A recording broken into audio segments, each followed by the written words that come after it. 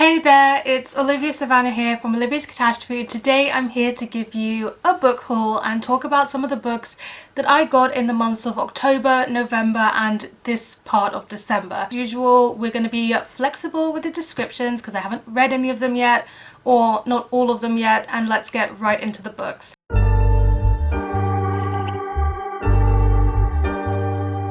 So I've split this book haul up into sections to make it more manageable, and first I want to talk about some of the books that I was gifted by some Booktube friends. If there's one thing that's really happened with me in Booktube this year is that I feel like I've really made some really solid friendships, some of which I had before but some of which are new to me, and I'm just so grateful for all of the friends that I've made in this community. There are so many lovely people, and I'm going to talk about some of the books and some of the people here at the same time. So the first book that I've got to show you is Nevermoor by Jessica Townsend. This is a middle grade fantasy book that I've been hearing loads about on Booktube, and this one was gifted to me by Sabine from Sabine's Book Nook. She gave it to me as a gift for reaching 4,000 subscribers and also for getting monetized at the same time, at the same night, which couldn't have happened without all of your support over on Twitter. So grateful, and I'm so glad to have made friends with Sabine this year. We've had some really nice study sessions and she's just such a lovely person. You should definitely go and check out her channel. And yes, I'm very excited to read Nevermoor. There might be some pretty cool plans for Sabine and me with Nevermoor, but you might be hearing more about that soon, so stay tuned. The next book I've got here is Gemina by Kristoff and Amie Kaufman, and this is the sequel to Illuminae in the Illuminae Files series. It's a science fiction series which has to do with escaping a planet and a plague happening at the same time, and also a mischievous AI is the best way I can put it. I read Illuminae 2 years ago and I really loved it, but I didn't pick up the sequel, and Gaia from Gaia sent this to me as an early Christmas present, so thank you so much, Gaia. I've had so much fun buddy reading the Artemis Fowl series with Gaia this year, and she's just a lovely friend that I've known for longer than a year now, and I really am looking forward to finally getting to the sequel because everybody seems to enjoy this series. I enjoyed the first book and I'm very much looking forward to reading more.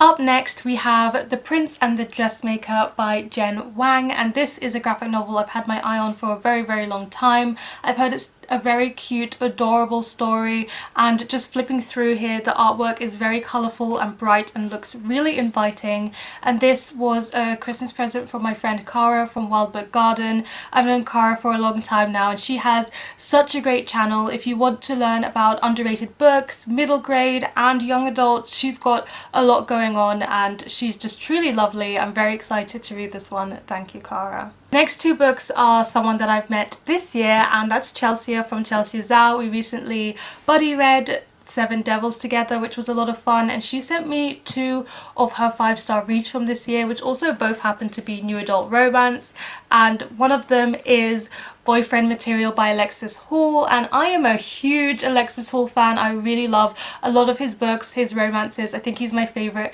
new adult romance. I don't even know why I said think. He is my favourite new adult romance author, and this is his most recent published work, which involves fake dating, and even from the cover it looks very British, which is just something that goes across all of his romances. I am really looking forward to reading this one. Probably gonna start it at the start of the year, because what is a better way to start your year than an Alexis Hall romance? And she also sent me Get a Life, Chloe Brown by Talia Hibbert, which is one of those ones that Booktube is absolutely adoring at the moment. I've heard so much good things about this new adult romance. It's got a main character who is chronically ill and it's by a black author, and it sounds fantastic, and if Chelsea loved it, I'll probably love it too, so I'm very much looking forward to getting to both of these. We have The Deep by Rivers Solomon, and this was sent my way by Victoria from What Victoria Read. She is truly lovely as well. I always look forward to getting the notification in my inbox on Sunday morning that she's got a new video out, and yeah, The Deep is one that I've heard really good things about. It's not that long, but apparently it's very thematically heavy, so I've heard that I'm someone who's going to like these themes because they're the kind of themes that I tend to like, and it has something to do with the descendants of the women who were thrown over slave ships, and I think it has to do with the merfolk very much looking forward to it. I've just heard such good reviews for this one. And then a surprise one, which was not a Christmas gift, which was sent like a bit earlier a few months ago, was Homegoing by Yaa Gyasi, and this was sent my way by Liene from Liene Reads, who is another booktuber who I've really enjoyed watching her videos this year, so you should definitely go and check her out down below. She's doing Vlogmas at the moment. And yeah, Homegoing is one that my mum has read, that all of my sisters apart from my younger sister have read and absolutely loved, and it's one of those family saga kind of books. Very interested in reading this one. I've just heard so many good things, and a lot of booktubers whose opinions I often align with have also really enjoyed this book. This was one that came the other day. It's from Mary Among Stories. Mary is the sweetest and kindest person. We're currently buddy reading Crime and Punishment, and her vlogs are so soothing, so calming and so aesthetic, so you don't want to miss out on her channel. I love how this book haul is turning into a book haul slash booktuber shout out video. I'm very happy about that. But she sent me The Lost Hero by Rick Riordan, and this is the first book in the Heroes of Olympus series. So if you didn't know and you want to know, I'm currently reading the Percy Jackson series backwards, the first 5 books, and in doing so I've realised I'm very interested in reading more Rick Riordan because I've never read anything apart from those 5 books. So I put this on my wish list and it just came, and I'm very much looking forward to seeing where Rick Riordan went next with his books. I feel like I'm a bit late to doing the extended part of his writing, but I'm here for it. I'm gonna do it and I'm looking forward to doing so. Then we've got 2 books from the lovely Hannah from Ladette M. You may know Hannah because we were co-hosts for the Gothtober readathon in October alongside Tish from Little Wolf, so I had so much fun hosting that readathon with all of them, and hopefully we'll be doing it again next year. And she sent me 1 book after the readathon and then 1 for Christmas as well, which was just truly lovely of her. The first one she sent me for Christmas I've already shown on this channel because I'm planning on starting reading it tomorrow, and that is The Christmasaurus by Tom Fletcher. It's a middle grade Christmas themed book and it's got disabled representation in it, and I'm very excited to read this one because I've been in the like childhood Christmas mood lately. I just want to watch all the children's shows and read all the middle grade books, so that's what I'm going to be doing next. And as well as that, after Gothtober, she sent me Hamnet by Maggie O'Farrell, and this one won a prize. I can't remember which prize it won, but it was one of those, you know, very well-known prizes. But I originally wanted to read this one because it's a Shakespeare retelling of Hamlet, as you can tell from the title, but simultaneously it also deals heavily with the theme of grief.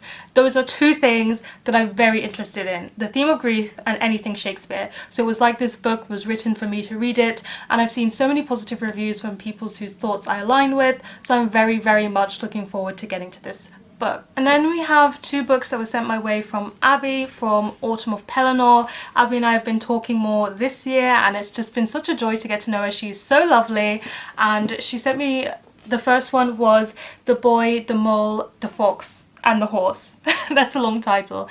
And this one is by Charlie Mackesy, and I've just heard that this is one of the sweetest books that is so heartwarming. I know that Mary from Mary Among Stories mentioned it in her video where she talks about books that feel like a warm hug. So I'm gonna save this for a rainy day when I need that warm hug, and I think I'm gonna really love it from what I've been hearing everybody say about this book. And she also sent me Will My Cat Eat My Eyeballs by Caitlin Doughty. I have been hearing so much about Caitlin Doughty, and I need to check out her channel and read this book clearly because she talks about grief and some of the stigma and taboo around grief, as well as, you know, death and what happens afterwards. And this is her non-fiction book where she answers questions that children have about death, what happens afterwards, and everything to do with that. So it sounds like it's talking about grief and death, but it's also kind of in a middle grade younger children style, or approachable to younger children, and I'm very much interested in reading this one, and I just really love the title. The title is what immediately caught my eye. And then last but not least, we have a book from Shannon from 155 Books. Shannon is really sweet. I love her videos. I find them very calming, and I love that she doesn't put pressure on herself with her channel. She really takes her time and takes her pace, and that is something that I've been trying to get more used to doing with my channel as well. So I really admire Shannon for doing that,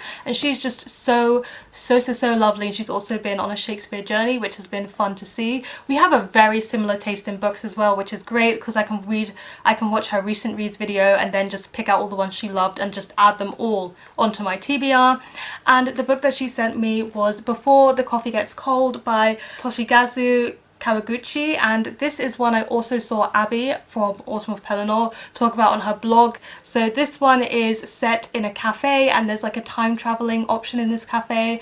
So it's all about their stories as they time travel, and I'm very interested in anything to do with time travel, and I've heard it's just a very sweet book, and a sequel has come out, so I'm very intrigued to give it a try and see what I think of this one. Future Olivia just quickly popping in because this arrived today, and it's a gift from Dom from Dom P is Here. She is great. We read a lot of the same things, and she also does film reactions as well as book reactions, which I absolutely love, and it's encouraging me to watch more films so I can watch more of her videos.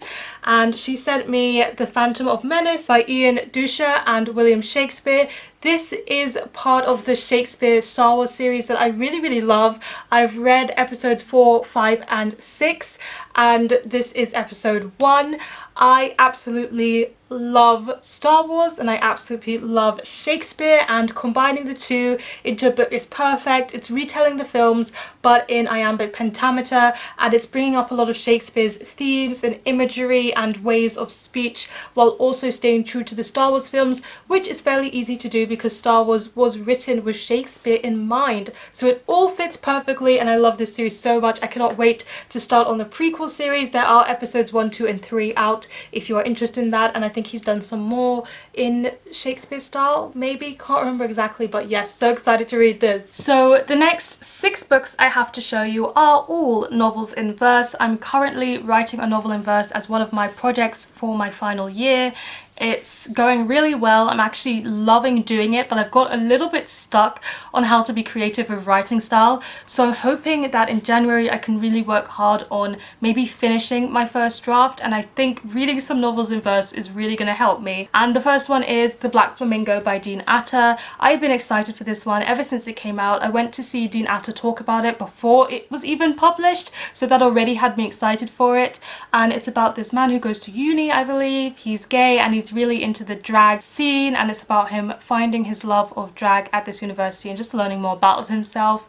It sounds really wonderful, and I've had a copy on my Kindle. However, with looking at screens all the time for studying, for working, for social life with my friends, because of this whole pandemic, I just have not been reading on my Kindle anymore, so I decided to just get a physical copy and I can actually read it. Then we have Punching the Air by Zoboi and Yusef Salaam, and I've heard that this one really brings up an important topic, being convicted of a crime that you did not commit yourself, and a lot to do with racism. I've been hearing fantastic things about this book, and I think it's going to be very emotional, and I think it's also based on a true story, which is why it's going to be all the more hard-hitting. Then we've got one I talked about in my recent wrap-up, so I'll leave a link to that up above and down below if you want to hear more of my thoughts on this book.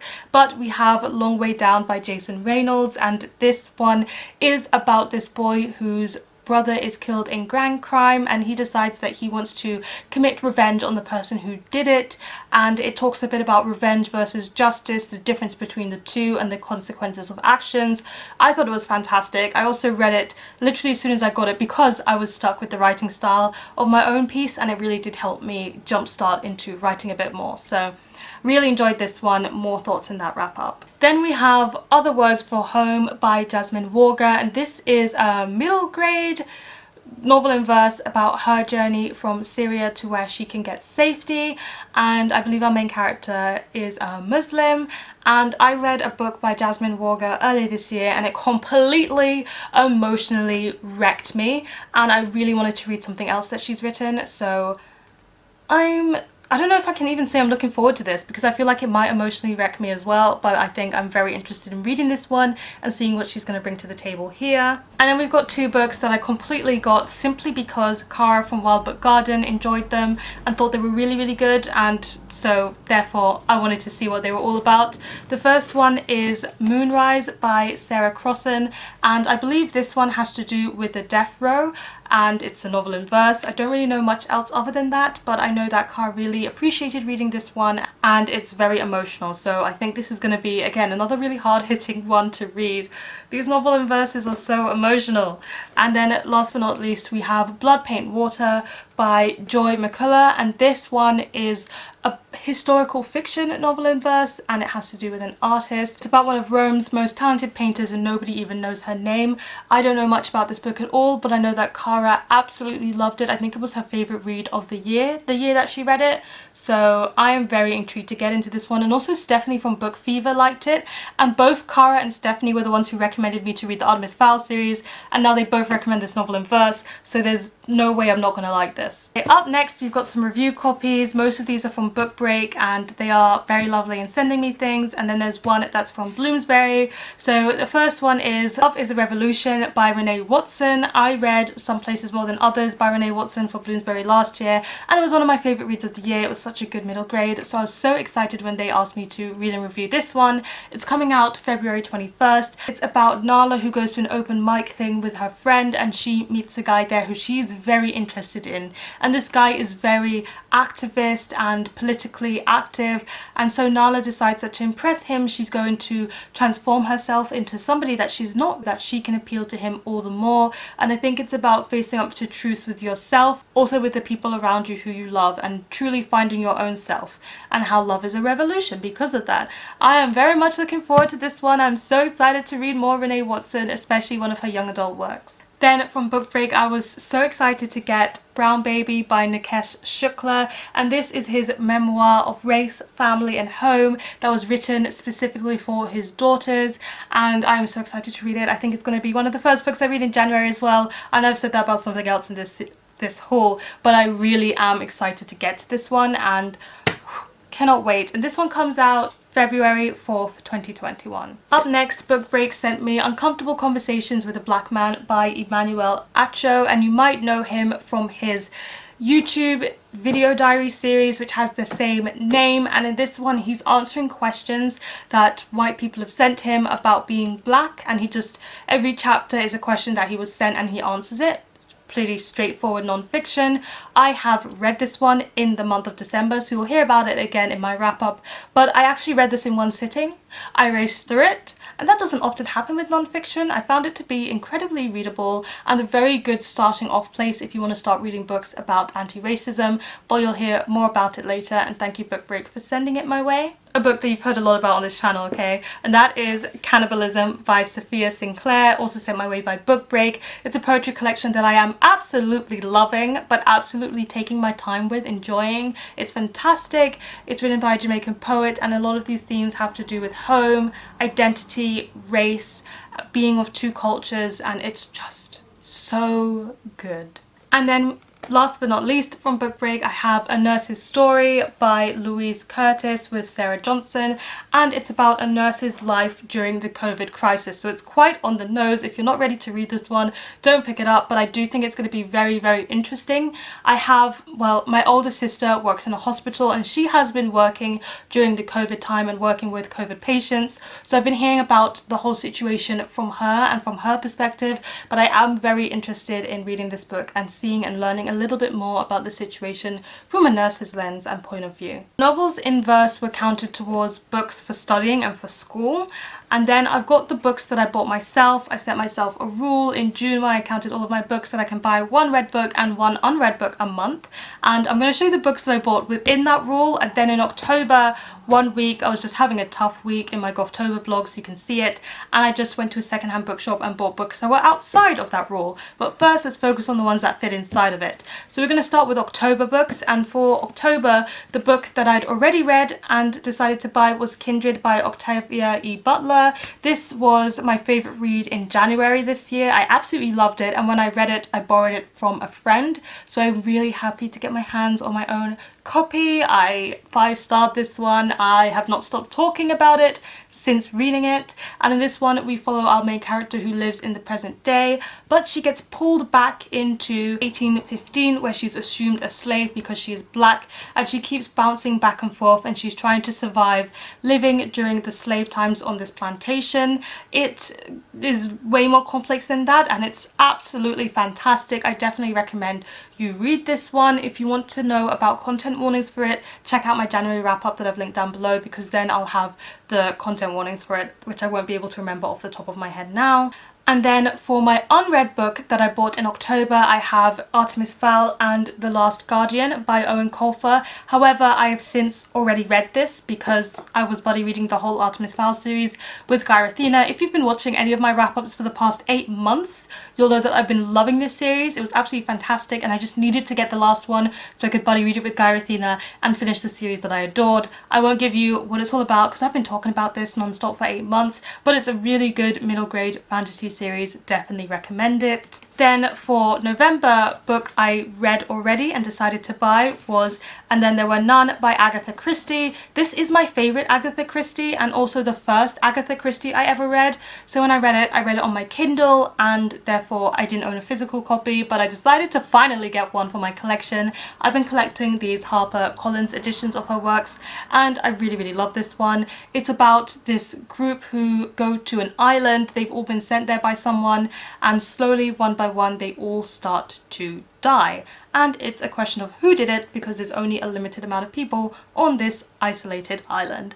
I think it's fantastic. I think it's brilliant. I also really liked the BBC adaptation of it, which was 3 episodes long. So good, so good. And then for an unread one, I decided to be a bit strategic and I got Strange the Dreamer by Laini Taylor. This is a book that I've been recommended multiple times and I've already got and owned the sequel Muse of Nightmares, so it was about time I got the first book so I could actually start reading the duology. I don't know too much about it. I know it involves dreams. I know it's got the beautiful purple kind of writing. I've been told if you love the Raven Cycle, it's highly likely that you're going to love this. So I'm looking forward to getting into it sometime next year. And then for December, I decided to get 2 books that I've read already, both of them books that I read already, and this largely has to do with the fact that I reread For Real by Alexis Hall last month. Absolutely loved reading it physically for the first time and I decided to get more of Alexis Hall's books that I've got on my Kindle that I've reread countless times but I've never been able to read physically for my personal enjoyment. So I picked up Waiting for the Flood and also Glitterland by Alexis Hall. So Alexis Hall kind of has this series going which is called the Spires series and they're very loosely connected, so you can read them in whichever order you want. Waiting for the Flood is a novella, so it's quite short and it's about this grumpy guy who is not over a breakup that happened ages ago and he's preparing for a flood because flooding happens quite frequently in some areas of the UK, so the flood reaction people come to help the village or whatever you want to call it get ready for the flooding, and he starts to fall for one of these really extroverted, really lovely guys who is part of the flood committee. It is the sweetest thing. There are no steamy scenes in this one, so if that's not your cup of tea but you still want to read a new adult romance that's really quick and cute, you can pick this one up. I love it so much and our main character stutters and it's nice to see that representation in a book. And then we also have Glitterland by Alexis Hall, which is another one I really love. I often recommend this one to people who are starting into Alexis Hall's new adult romance. And this one follows, you know what, he loves the grumpy characters, doesn't he? In all 3 of them there's one grumpy character. We follow a grumpy, bipolar main character and he has a one-night stand with this very Essex guy, and yeah, after the one-night stand it kind of turns into more, but they've got a lot of differences that they need to face and pull through. It's really cute, it makes me smile, and if you get the physical copy it has the spin-off novella at the end which has to do with what happens after the book, which I only had on my Kindle, but I'm glad to know they're both in this book. I will definitely be rereading both of these sometime in 2021, so if you want more in-depth thoughts, it's just a matter of time. So we're almost there, guys. We've got some books that I got for myself when I went to a secondhand bookshop with my mum and sister during Gothtober, and they had English secondhand books, which is very hard for me to find where I live in the Netherlands, so I was well pleased with that, and I picked up 6 books. And that doesn't fit into my thing of buying one unread and one read book a month, but I decided to give myself a break because I was feeling quite overwhelmed with starting university in October. So let me just run you through the books. One of them you've already heard about but I didn't get a chance to read during Believeathon, and that was Anne of Green Gables by L.M. Montgomery. I'm going to read this at some point. This was one of my mother's childhood favourites and I remember watching the TV series with her when it was on when I was younger, and I'm just looking forward to reading it. It's a middle grade. I've heard very sweet things about it and I'm excited excited to get into it. Then I saw an edition of the collected works of Edgar Allan Poe, which was hardcover, which is cloth bound, and I think it had vivid pink sprayed edges, but over time it's faded to this lovely rosewater pink colour, and it just made me so happy. It's got all of his short stories in here, and it's got all of his poetry. I've already read all of his poetry and own it, but I think I'm going to just unhaul that and just have this one bind up, so now I get to read Edgar Allan's short stories, which I'm looking forward to doing. Next we have One Flew Over the Cuckoo's Nest by Ken Kesey. So I have already seen this film. I just saw it with a friend at the student cinema one year. I'd not heard much about the book beforehand or really anything about the film either. She wanted to go, so I just went along with her, and I really liked that film. It like shook me more than I expected. So when I saw the book in the shop, I decided to get it, and then I watched Dom from Dom P is Here react to the film, and it's just made me all the more excited to read this book. And it's from a different narrative perspective than the film, so I'm curious to see how that's going to be handled. And yeah, very intrigued to read this one and maybe watch that Netflix series that's come out recently. Then on a whim, I picked up Nick Hornby's About a Boy. I know that this is a film, and I picked it up in the shop, read the synopsis, put it down as in, I don't want to get this. And then Simone started to talk about how much she liked the film, and then she mentioned that my older sister also liked the film. So I picked it back up again and then decided to get it because it was like, what, 50 cents? So I guess I'm going to read it at some point and see what I think and maybe watch the film afterwards. Then we've got Pygmalion by Bernard Shaw. This is a play that I've just heard a lot about, while also simultaneously not knowing exactly what it's about. And I do enjoy reading plays. I need to find a new source of plays to dive into now that I've finished Shakespeare's plays. So I'll be picking this one up and seeing what I make of it. And then last but not least, we have Cut by Karen Slaughter, and I didn't even read the synopsis. I know nothing about it except that it's by Karen Slaughter, and people who love thrillers tend to enjoy Karen Slaughter's books. So I'm interested in reading one and getting to find out about it. I've also heard that they're very dark, gory and gritty, and as a horror lover, I'm here for that. So I'm looking forward to reading it. There were 2 of Karen Slaughter's books in the bookshop, both of which I'd never heard of before, so I don't think they're her most popular titles, but I decided to only get one because I was trying to limit myself and be sensible. So there you have it. Those are all of the books that I got across the last 3 months. Please let me know in the comment section down below what was the most recent book that you bought, received or acquired, and if you've read any of these, let me know your thoughts. Please give this video a thumbs up if you enjoyed it, hit the subscribe button if you want to see more, and don't forget to hit that notification bell to be updated every time I have new videos. Thank you so much for being here with me on this quite long journey, and you know what they say, onwards and upwards. Excelsior!